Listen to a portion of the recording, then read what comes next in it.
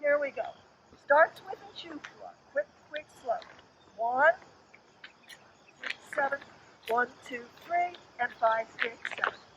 Pasela, a reverse. 5, 6, 7. This is 1, 2, 3. 5, 6, 7. 1, 2, 3. 5, 6, 7. And ends with a chew flow. Ikenete.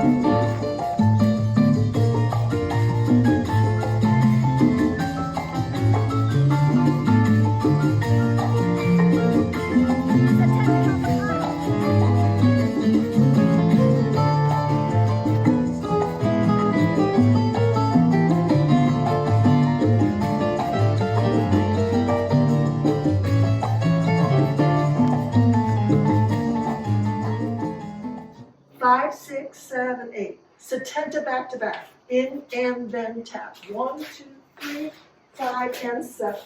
1, 2, 3, 5, 6, 7. 1, 2, 3, 5, 6, 7.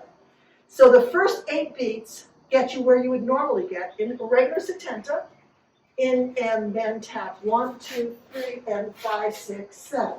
We're like this. In a back-to-back setenta, it's 1, 2, 3, 5, 6, 7. So I'm in the same place.